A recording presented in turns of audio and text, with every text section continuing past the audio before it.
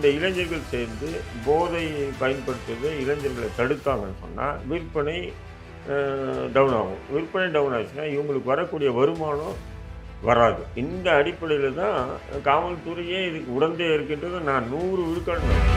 அந்த போதைப் பொருள் விற்பனை செய்யக்கூடிய நபர்களுக்கு சோன்னு சொல்லி ஆள் காட்டி விடுறது காவல்துறை தான். மற்ற ஸ்டேட்டெல்லாம் கம்பேர் பண்ணும்போது தமிழ்நாட்டில் கண்ட்ரோல்டாக தான் இருக்குது அப்படின்னு சொல்கிறாங்க. அவர் சொன்னதுக்கப்புறமே நிறைய கொலைகள் நடந்தது. அப்போ நல்லா இருந்தால் அண்ணா பல்கலைக்கழகத்தில் அப்படியே ஒரு கொடூரம் ஏன் நடந்தது? இத்தனை பேர் மேலே வழக்கு போட்டிருக்காங்க. இப்போ அவங்க அரசை எதிர்த்து பேச முடியுமா கம்யூனிஸ்ட் கட்சிகளால்? இது வரைக்கும் பேச மாட்டாங்க. அவங்க கடைசியாக இன்றைக்கி ஒரு 500 கோடிக்கு 1000 கோடிக்கு அதிபதி ஆகிட்டாங்க. அவங்க ஒரே ஒரு இது என்னென்னா இந்த மெபோட்ரன் விற்பனை செய்வது, இந்த மாத்திரை போதைக்கு அடிமையாகிறாங்க. சின்ன பசங்களாக இருக்காங்க. இதை ஒழிக்கிறதுக்கு நம்ம ஒரு குழுவாக செயல்படணும். அந்த குழுவாக செயல்பட்டாலும் இன்டெலிஜென்ஸ் வந்துடும். என்ன ஏது, நீனா தீவிரவாதியா, நீனா பயங்கரவாதியா, எப்படி? இப்போ அரசாங்கமே நினைக்கிறது இளைஞர்கள் யாரும் தடுக்கக்கூடாது. மீறி தடுத்தீங்கன்னா நீனா கவர்மெண்ட் நடத்துறியா, நீனா போலீஸா, எங்களுக்கு தெரியும்டா போடா மயிரா அப்படின்ட்டான். தமிழக முதல்வருக்கு மட்டும்தான் கட்டுப்படணுமே தவிர இருக்கிற பொறுக்கி புறம்போக்கு வட்டச் செயலர், மாவட்ட செயலர், தொகுதி செயலர் இவனுங்களுக்கு கட்டுப்பட்டுன்னா நிச்சயம் தமிழ்நாட்டினுடைய சட்டம் ஒழுங்கு மிக மோசமான நிலைக்கு போகும்.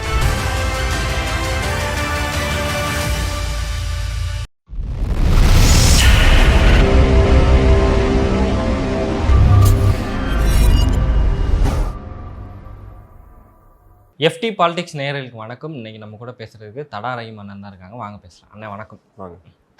டிஒய்எஃப்ஐ அவரோட தென் சென்னை மாநில தலைவர் மீது அரிவாள் வெட்டு நடந்திருக்கு. அதுக்கு காவல்துறை எந்த ஒரு நடவடிக்கையும் இல்லை அப்படின்ற மாதிரி ஒரு குற்றச்சாட்டு வந்திருக்கு. இது எப்படி நான் பார்க்குறேன்?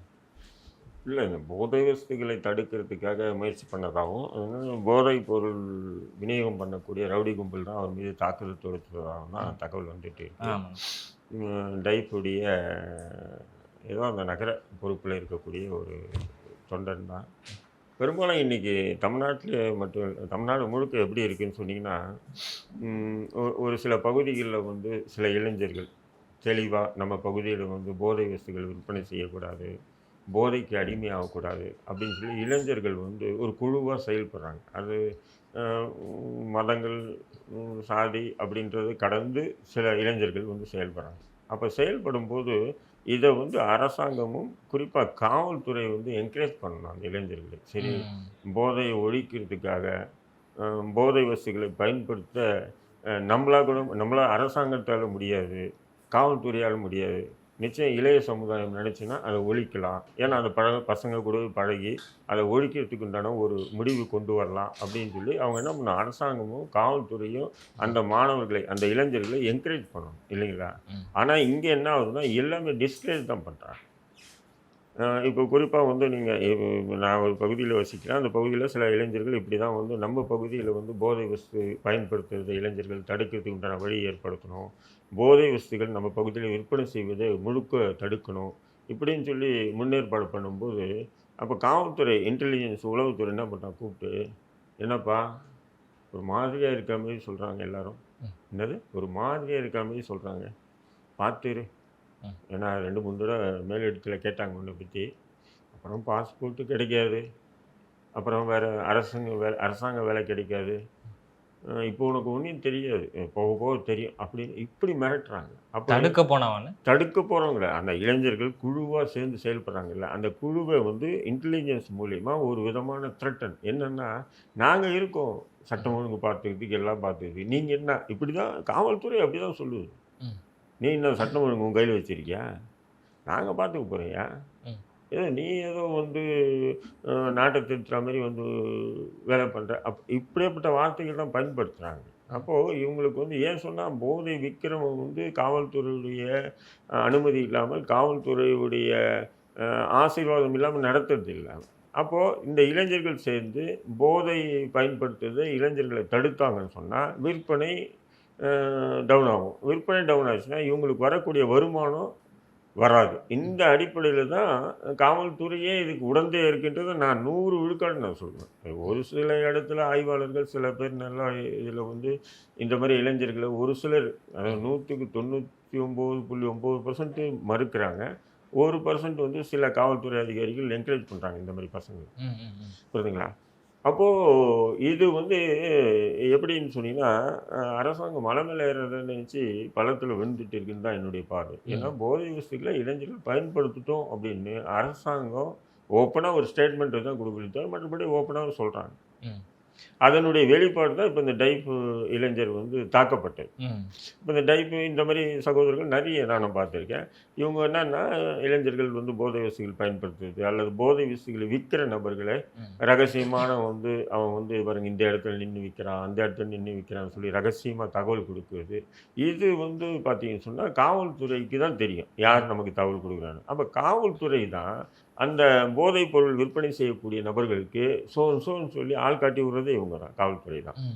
இப்ப அதனால தான் அவங்க அவ்வளோ தைரியமா வந்து தாக்குதல் தொடுக்குறாங்க. நேத்து பாருங்க வெட்டி ஆமா. முதுகெல்லாம் நல்லா இப்போ வெட்டி அருண் வச்சிருக்காங்க. அவர்கள் அருண் அவர்கள் சொல்றாங்க, சட்ட ஒழுங்கு வந்து மத்த ஸ்டேட் எல்லாம் கம்பேர் பண்ணும்போது தமிழ்நாட்டுல கண்ட்ரோல்டா தான் இருக்கு அப்படின்னு சொல்றாங்க. அவர் சொன்னதுக்கு அப்புறமே நெறைய கொலைகள் நடந்துருச்சு. ஏங்க சட்டம் ஒழுங்கு இப்போ காவல்துறை என்ன சொல்லும்? நாங்க வந்து சட்டம் ஒழுங்கு மோசமா இருக்குன்னு காவல்துறையே சொல்லுமா? ம், அல்லது திமுகவே எங்களுடைய ஆட்சியில வந்து சட்டம் ஒழுங்கு மோசமா இருக்கு. எங்க ஆட்சியில் நல்லா இருக்குன்னு தான் சொல்லுவாங்க. காக்கைக்கும் தான் குஞ்சு, பொன் குஞ்சு தான். ம், அப்படிதான் பார்வை. புரியுதுங்களா? அப்படி இருக்கும்போது அவங்க எல்லாமே அப்படிதான் சொல்லுவாங்க. நல்லா இருக்கு, நல்லா இருக்குன்னு தான் சொல்லுவாங்க. அப்ப நல்லா இருந்தா அண்ணா பல்கலைக்கழகத்துல அப்படியே ஒரு கொடூரம் ஏன் நடந்தது? அந்த ம், கொடூரம் நடந்த பிறகு வந்து ஏன் இந்த வெளி முக்கியமான அக்யூஸ்டுகளை காப்பாத்திட்டு தான் வரீங்க ம், காவல்துறை? இது கேள்வி வருதா இல்லைங்களா? ஒரு ஒடுக்கப்பட்ட சமூகத்தினுடைய ஆளுமை, தேசிய கட்சியினுடைய ஆளுமை ஆம்ஸ்ட்ராங் படுகொலை எப்படி செய்யப்பட்டார்? ம், அவன ரவுடியா? அல்லது காகிதம் பொறுக்கியா? ஒரு கட்சியினுடைய தலைவரா இருக்காரு. அவர கொல்றதுக்கு திட்டம் போடுறாங்க. இன்டெலிஜென்ஸுக்கு தெரிஞ்சிருக்கு. அப்ப இன்டெலிஜென்ஸுக்கு தெரிஞ்ச பிறகு கூட அத தடுக்கிறதுக்கு முன் வரலன்னு சொன்னா என்ன காரணம்? வரப்பு பிரச்சனைக்காக அண்ணன் தம்பி வெட்டிக்கிறாங்க. வரப்பு பிரச்சனைக்காக பங்காளிக்கு பங்காளி வெட்டிக்கிறாங்க. அது வந்து சட்டம் ஒழுங்கு பிரச்சனைக்குள்ள வராது தான். உண்மதான். ம், ஆனா, ஒரு பள்ளியில வந்து அ ட ஆசிரியரா வேலை மல்லிப்பட்டினம் தஞ்சாவூர் மல்லிப்பட்டினத்தில ஒரு பள்ளியில ஆசிரியரா வேலை பார்த்துட்டு இருக்க ஒரு பெண்ண, தன்னுடைய காதலன் போயி அத கொல்றது இதுன்றது அது அவங்களுடைய தனிப்பட்ட வெறுப்புல கொல்லிட்டான். அது கூட அரசாங்கம் எப்படி குறை சொல்லும்னு சொல்லலாம். ஆனா, பள்ளிக்குள்ள போய் அவன கொடுமையான முறையில அந்த பெண்ண வெட்டி கொல்றானா தன்னுடைய காதலியன்னா, அப்ப அங்க போதை வந்து அவனுக்கு முக்கியமான ஒரு இடத்துல ம், இருக்கு. அப்ப அந்த போதைக்கு யார் காரணம்? அரசாங்கம் தானே குறை சொல்ல முடியும். ம், அதுக்குன்னு பக்கத்து மாநில முதல்வர சொல்ல முடியுமா? இல்ல இந்திய அரச சொல்ல முடியுமா? உங்கள தான் சார் சொல்ல முடியும். அப்ப சட்டம் ஒழுங்கு அங்க தானே கெடுது. ம், போதை வஸ்துகள் சரளமா விற்பனை செய்வதற்கு காவல்துறை துணை போகுது. காவல்துறைக்கு அரசாங்கம் ஒத்துழைப்பு குடுக்குது. ம், அப்படி இருக்கும்போது இது போன்ற அசாதாரணமான கொலைகள் உட்பட எல்லாமே நடக்குது. திருட்டு, கொலை எல்லாமே நடக்குது. ம். கற்பழிப்பு, திருட்டு, கொலை எல்லாமே நடக்குது. அப்ப சட்டம் ஒழுங்கு வந்து எப்படி நல்லா இருக்குன்னு சொல்ல முடியும்? இப்போ சாதாரண மக்கள் மக்கள் மேல நடத்துறாங்க அப்படின்னா கூட, ஏதோ அவங்களுக்கு பின்புலம் இல்ல. அதனால ஈஸியா டார்கெட் பண்ணிற முடியுது அப்படிங்கும்போது, ஆனா டிஒய்எஃப்ஐங்கிற மாரி ஒரு பெரிய இயக்கம் தென் தென் சென்னை கிளையோட தலைவருக்கு இந்த மாரி அருவாள் வெட்டுன்றத எப்படின்னு இல்ல எடுத்துக்கிறீங்க? அததான் நான் சொல்றேன் நானு. ம், இப்போ அவங்க என்ன பண்ண முடியும்? அவங்க கூட்டணி இப்போ டைஃப் வந்து கம்யூனிஸ்ட் கட்சியினுடைய ஒரு விங்கு தான் அது ம், டைஃப். ம், இருக்கா இல்லைங்களா? ம். ஒரு மாணவர் படை விங்கு ஆமா. தான் அது. அப்படி இருக்கும்போது அவங்க கூட்டணி கட்சியில் தான் இருக்காங்க. இப்போ அவங்க என்ன சொல்லுவாங்க? காவல்துறை நடவடிக்கை எடுக்குது. அ இத்தனை பேர் மேல வந்து வழக்கு போட்டிருக்காங்க. ம். இப்போ அவங்க அரசை எதிர்த்து பேச முடியுமா கம்யூனிஸ்ட் கட்சிகளால? இதுவரைக்கும் பேசல. பேச மாட்டாங்க. நீங்களும் தான் பேசுவோம். ம், நம்ம என்ன பேசுறோம்னு சொன்னா, இந்த போதை வஸ்துகள் விநியோகம் வந்து காவல்துறை ஒத்துழைப்போட, ம், காவல்துறைக்கு அரசு வந்து மறைமுகமான ஒண்ணும் இல்லம்மா. நீங்க பாருங்க, ம், மாத்திரை விக்கிறத விட்டுறானுங்க. கஞ்சா விக்கிறத விட்டுறானுங்க. பவுடர் போன்ற இன்னும் மெபட்ரன் போன்ற விதவிதமான போதை வஸ்துகள் சரளமா மெத்து, பள்ளி, ஸ்டாம்பு அப்படி. அததான் விதவிதமான போதைப் பொருட்கள் பள்ளி, கல்லூரி எல்லா இடத்துலயுமே இருக்கு. ஆனா, இந்த போதை ஒழிப்பு பிரிவு என்ன பண்றான்னு சொன்னா, குட்காவ புடிச்சுட்டு சுத்துறான். ம். குட்கா இருக்கு இல்லையா, இந்த பான் பராக் அந்த மாரி குட்கா ஆமா. இருக்கு இல்லையா? இத சுத்துறது, பீடா கடையில போயிட்டு அங்க போய் சர்ச் பண்றது. எதுனா இது வச்சிருக்கியா, அது வச்சிருக்கியான்னு சொல்லிட்டு. ஏன்னு சொன்னா அவனுக்கு காசு தேவை லஞ்சம். ஆனா, அவனுங்கள மிரட்டி, ம், தொடர்ந்து இந்த குட்கா அந்த மாரி குட்காலாம் வந்து பார்த்தீங்கன்னா, நீங்க வந்து அ வட இந்தியாவில் வந்து மத்திய அரசினுடைய அனுமதியோடு உற்பத்தி ஆகிற ஒரு பொருள். எப்படி இங்கே டாஸ்மாக் தமிழக அரசு உற்பத்தி செய்து விற்பனை செய்த ஒரு போதை வஸ்து, அதேமாரி மத்திய அரசு அதை விற்கிது இல்லையா? அதை தமிழ்நாட்டில் அதை விற்கிறவனு நீ ஓடி ஓடி பிடிக்கிறீங்களே காவல்துறை, இதையும் பிடிக்க மாட்டேன்றீங்க. சாதாரணமாக பள்ளி கல்லூரிகளா முன்னெல்லாம் ஒரு காலம் மலை ஏறிச்சு, இப்போல்லாம் விதமாக இருக்குது. இப்போல்லாம் குழந்தைங்க வீட்டுக்கு வந்ததுன்னு சொன்னால் அவனை வந்து வாஷ் பண்ணுறதுக்கே நம்ம, ஏன்னா முன்னாச்சும் தண்ணி கிண்ணி அடிச்சுன்னா அந்த வாசம் வரும், வாசம் வந்தால் ஒப்பாரி கிப்பாரி வச்சு அவனை திருத்தலாம். இப்போல்லாம் ஒன்றுமே வராது, நம்மளோட ஜாலியாக பேசுவான், சந்தோஷமாக இருப்பான் பிள்ளை.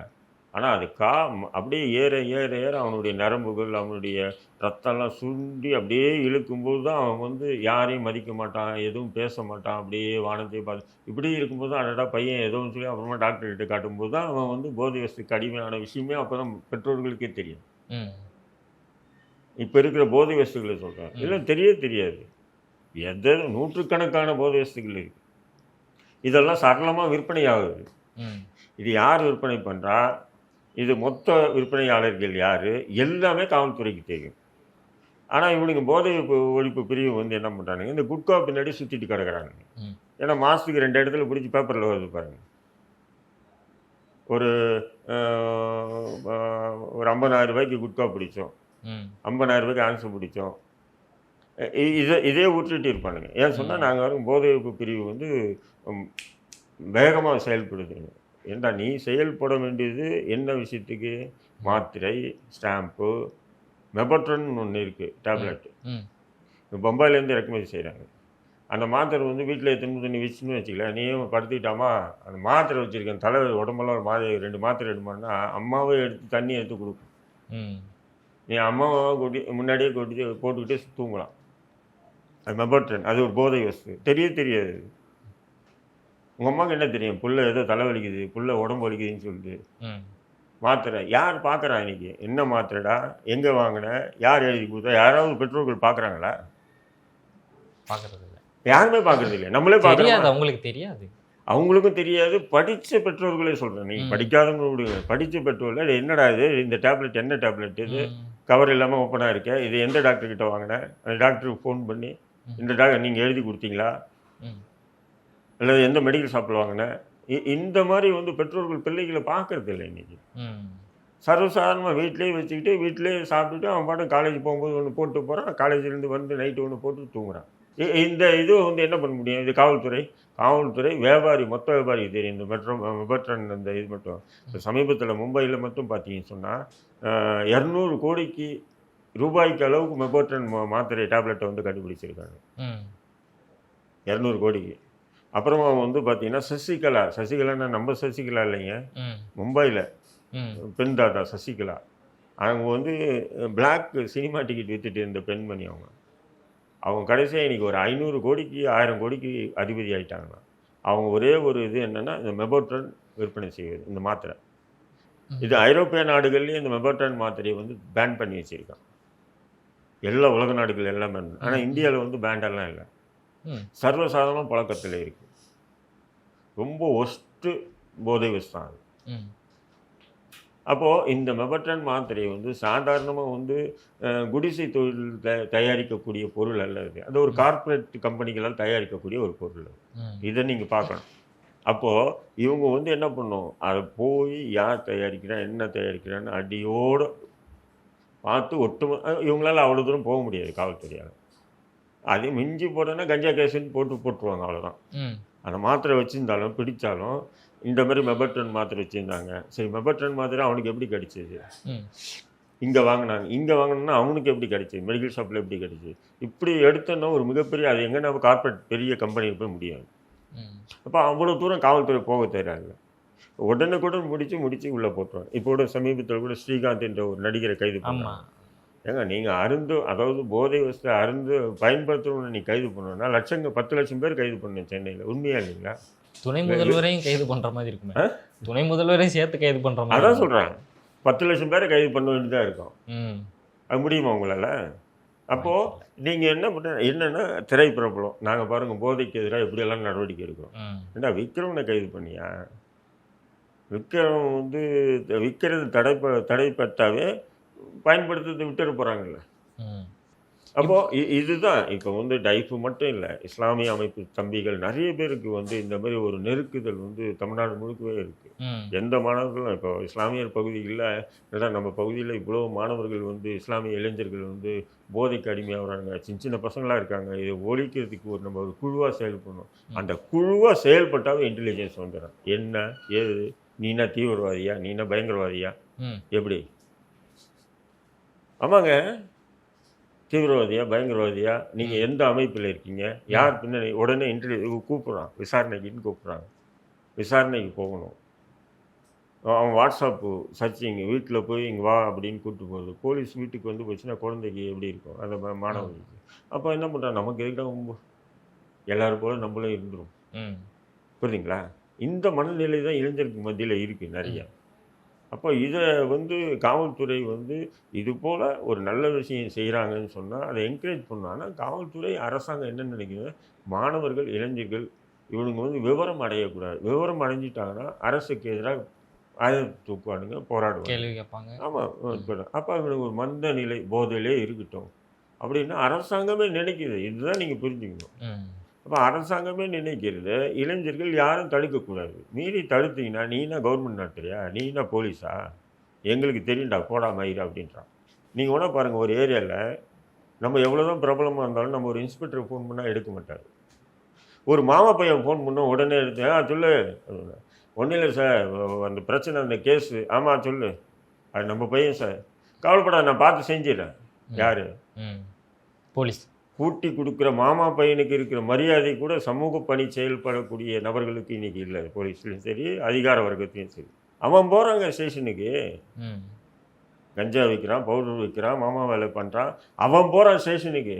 போய் கால் மேலே கால் போட்டுக்கிட்டு இன்ஸ்பெக்டர்கிட்ட உட்காந்து பேசுகிறதும், டிசி கிட்ட உட்காந்து பேசுகிறதும், ஏசி கிட்ட உட்காந்து பேசுகிறதும், பேசி அவன் வேலை முடிச்சுட்டு வரான். ஆனால் நம்மளை மாரி ஆட்கள் போனோம்னு சொன்னால் ஒரு ஃபோன் பண்ணாலும் சரி, நம்ம போய் உட்காந்து இதேமாரின்னு சொன்னால் அது நாங்கள் பார்த்துக்குவோம் பாய், நீங்கள் பாய், சட்டம் ஒழுங்கு நாங்கள் அது என்னன்னு பார்த்துக்கோ, எது சரி எது தவறுன்னு எங்களுக்கு தெரியும், நீங்கள் சொல்லாதீங்கன்னு வாடுங்க. இது யதார்த்தமாக நடக்குது இன்றைக்கி. அப்படி இருக்கும்போது டைப்பு மட்டும் இல்லை, இன்றைக்கி சமூக செயற்பாட்டர்களுக்கு பாதுகாப்பே இல்லை இந்த தமிழகத்தில். அதுக்கு காரணம் வந்து போதை வசதி. அப்போ சட்டம் ஒழுங்குன்னு குறை சொல்லாமல் வேறு என்னத்தை குறை சொல்கிறது? அது எதுனா பேர் சொல்லுங்கள், அதை சொல்லி குறை சொல்லலாம். இப்போ இந்த டைஃபு இவங்களை தாக்குனது இதே மாதிரியான தாக்குதல் வந்து உங்களோட கட்சி நிர்வாகிக்கும் ஒருத்தருக்கு நடந்தது. ஆமாம், இப்போ கன்னியாகுமரி குளச்சலில் வந்து பார்த்தீங்கன்னு சொன்னால் மாவட்ட தலைவர் ஃபைரோஸ் முஜாஹிதின்னு சொல்லி இருக்காப்புல. அவர் வந்து என்ன பண்ணியிருக்காருன்னா, கடந்த வாரம் வந்து வெள்ளிக்கிழமை தொழுதுட்டு வெளியே நிற்கிறாப்புல. அங்கே வந்து பார்த்தீங்கன்னா அந்த குளச்சல் ட்ரஸ்ட்டுன்னு ஒரு குரூப்பு, அது ட்ரஸ்ட்டு வச்சுருக்காங்க. அவங்க சார்பாக வந்து ஏதோ ஒரு பொதுக்கூட்டம் போகிறது பெட் நோட்டீஸ் கொடுக்க வரானுங்க. அப்போ பெட் நோட்டீஸ் கொடுக்க வரும்போது இவன் வந்து என்ன பண்ணுறாரு, நம்ம மாவட்ட தலைவர் வந்து தொழுதுட்டு வந்து தனியாக நிற்கிறேன். உடனே இந்த குரூப் வந்து அட்டாக் பண்ணுறாங்க. இதுக்கு என்ன முழு மூல காரணம்னு சொன்னால், கடந்த மாதம் வந்து நாம் தமிழர் கட்சி சார்பாக அங்கே ஒரு கூட்டம் போட்டாங்க. எங்கே குளச்சல், அதே குளச்சலில் வந்து நாம் தமிழ். அப்போ வந்து அங்கே வந்து இது குளச்சல் நகர்மன்ற தலைவர் நசீர் அவர் பேர், திமுகவாக அவருடைய கட்டுப்பாடில் தான் இந்த குளச்சல் ட்ரஸ்ட்டு எல்லாமே நடக்குது. குளச்சல் இந்த குழு எல்லாமே நடக்குது. அவர் வந்து என்ன பண்ணுறாரு, சீமான் இங்கே வரக்கூடாது, சீமான் பேசக்கூடாதுன்னு சொல்லி கடுமையான எதிர்ப்பு தெரிவித்து அடித்தடியெல்லாம் போச்சு. நான் அந்த வீடியோ கூட நான் போட்டிருக்கேன். சீமானுக்கு கூட்டத்துக்கு எதிர்ப்பு தெரிவித்து பயங்கரமாக நடந்தது. அப்போ வந்து நம்ம பசங்க வந்து சீமான் நாம் தமிழர் கட்சிக்கு ஆதரவாகவும் சீமானுக்கு ஆதரவாகவும் களத்தில் இறங்கி அந்த கூட்டம் நடத்தினாங்க. சீமானுடைய கூட்டம் அங்கே நடைபெற்றது. நடத்தக்கூடாதுன்னு சொல்லக்கூடாது, நடத்துவோம் அப்படின்னு சொல்லிட்டு பண்ணாங்க. அந்த வெறியின் வெளிப்பாடு தான் இன்றைக்கி என்ன பண்ணுறானுங்க, இவனுங்க வந்து வக்பு திருத்த சட்டத்துக்கு எதிராக போராட்டம் பண்ணுறாங்க, இது பொதுக்கூட்டம் போகிறான்னு சொல்லிட்டு இங்கே என்ன பண்ணுறானுங்க, ஒரு மாவட்ட தலைவரை அடிக்கிறானுங்க. அப்படின்னு பார்த்தீங்கன்னா நீ சக முஸ்லீம் தானே ஆகணும். கருத்து வேறுபாடு நிறைய இருக்கலாம், முகநூல் உட்பட நிறைய உங்களை விமர்சனம் பண்ணிக்கலாம், நீங்கள் அவரை விமர்சனம் பண்ணிக்கலாம். விமர்சனமாக இருக்கட்டும், அதையே அடிக்கிறேன். அப்போ நீ அடிக்கிற மாரி திருப்பி அந்த எல்லாம் நம்மகிட்ட இருக்கலாம் எல்லாம் சொல்லானுங்க சின்ன பசங்க, நீ அடிக்க தான் செய்வேன், நம்ம பயிலும் கத்தியத்தை குத்திடுவானுங்க. ஆமாம், அந்த சின்ன பசங்க என்கிட்ட இருக்குது, எங்கள் அமைப்பில் இருக்குது எல்லாம் இளைஞர்கள். ஆனால் நான் தான் என்ன பண்ணேன், வேண்டாம் விட்டுடு, அவன் அடிச்சுனாலும் அவன் பெரிய ஆள் நினைப்பானா, ஆழ்த்துப்பட்டோம் விடு, அதை பற்றி விட்டுருங்க, நீங்கள் கவலை, நான் பார்த்துக்கிறேன். அப்புறம் காவல்துறைக்கு ப்ரெஷர் பண்ணி 2 பேரை தான் கைது பண்ணியிருக்கேங்க. அதுலேயும் வந்து ஒருத்தன் வந்து ஆடியோவில் சொல்கிறேன், 2 பேரை கைது பண்ணாங்க. போலீஸை பொறுத்தவரைக்கும் நாங்கள் என்ன சொல்கிறோமோ அதுதான் அக்யூஸ்டு. ம். சம்பவம் நடந்ததுக்கப்புறம் எங்ககிட்ட கேட்பாங்க, நாங்கள் 2 பேரை கொடுப்போம் இப்படி தான். டிஎஸ்பியை அடித்த விஷயத்துக்கு நாங்கள் இப்படி தானே கொடுத்துருக்கோன்னு சொல்லி குளச்சலில் வந்து அந்த ட்ரஸ்டினுடைய முக்கிய நிர்வாகி பேசுகிறேன். அந்த ஆடியோ வெளியே வந்திருக்கு. அப்போது முழுக்க முழுக்க திமுக வந்து அங்கே அதிகார துஷ்பிரயோகம் செய்யுது சில இளைஞர்களை வைத்து. ம். எத்தனை காலம் திமுக ஆட்சியில் இருக்க வரையும் நீங்கள் பண்ணீங்க. ஏன்னா நீங்கள் திமுகவாக இருக்கலாம், நீங்கள் எந்த கட்சியை சார்ந்தோ இருக்கலாம், நீங்கள் ஆளுங்கட்சியை கூட இருக்கலாம். ஆனால் அங்கே யார் மீது தவறு, யார் மீது சரி, ம். யார் குற்றம் செஞ்சான், யாரை ஏன் அடிக்கிறாங்க, அடிக்கிறது வன்முறையை வந்து கையில் எடுத்தால் எவ்வளோ பெரிய தவறு இது. ம். நாளைக்கு அது திருப்பி அடித்தாங்கன்னா அது எங்கே போய் முடியும்? அப்போ இது வந்து தமிழக முதல்வர் கட்டுப்பாட்டில் இருக்கக்கூடிய காவல்துறை தமிழக முதல்வருக்கு மட்டும்தான் கட்டுப்படணுமே தவிர இருக்கிற பொறுக்கி புறம்போக்கு வட்டச் செயலர், மாவட்ட செயலர், தொகுதி செயலர் இவனுங்களுக்கு கட்டுப்பட்டுன்னா நிச்சயம் தமிழ்நாட்டினுடைய சட்டம் ஒழுங்கு மிக மோசமான நிலைக்கு போகும். ம். அப்போ மோசமான நிலைக்கு போக போக அது வந்து திமுகவுக்கு மிகப்பெரிய அசிங்கமும் வருகின்ற தேர்தலில் அதனுடைய இது எதிரொலி. பல கேள்விகளுக்கு மிக சிறப்பான பதில் கொடுத்தீங்க. ரொம்ப நன்றி.